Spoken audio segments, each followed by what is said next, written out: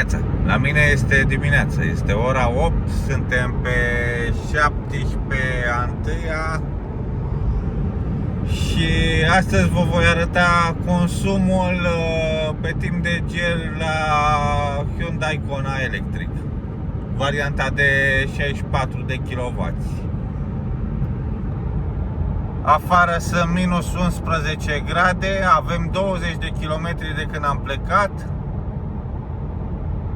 și momentan avem un consum de 27%. Suntem cu bateria la 63% procent de baterie și cu acest procent de baterie mașina estimează că mai avem de mers 189 de kilometri. Am plecat de acasă, am stat vreo 5 minute pe loc să dezgheț mașina, să se dezghețe geamurile. Clima este setată la 25 de grade. Nu am dat drumul la încălzire în scaune. Mers în general în afara orașului cu 100 la oră, în jur cu 100 la oră consum extraurban și avem 26,7.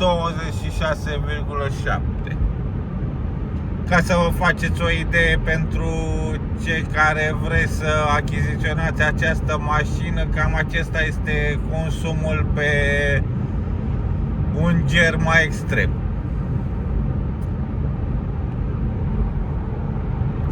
Revin cu detalii de la destinație să vedem cum oscilează consumul, dacă mai crește, dacă rămâne așa sau mai scade puțin.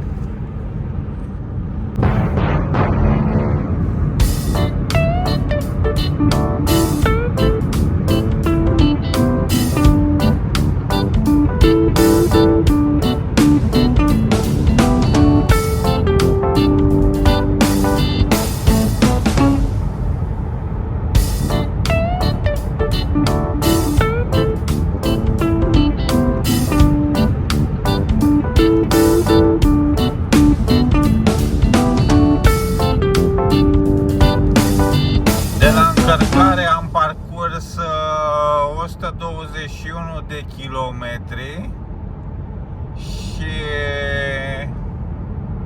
avem un consum mediu de la încărcare de 21,9.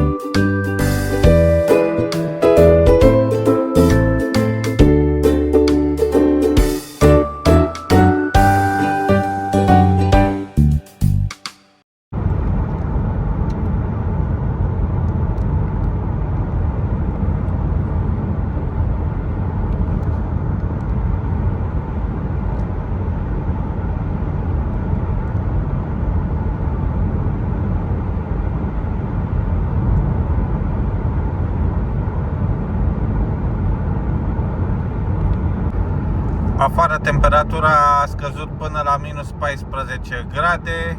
Am ajuns la 33 de kilometri și consumul a scăzut la 24,5.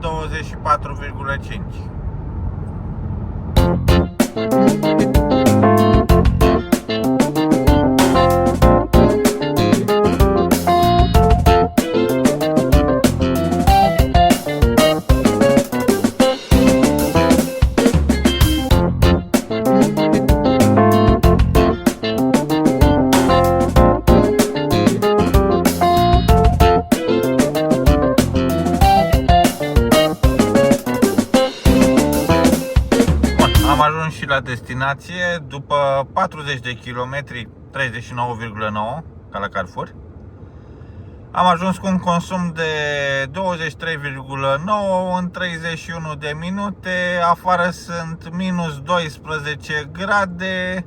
Mașina ne estimează că mai avem de mers 171 de kilometri și avem un procent în baterie de 56%. Clima a fost setată pe automat, pe căldură. Cam astea sunt datele. Mașina are acum 100.048 de kilometri ca și kilometri totali. Cam acestea sunt informațiile ca să vă faceți o idee de consumul mașinii pe timp giros.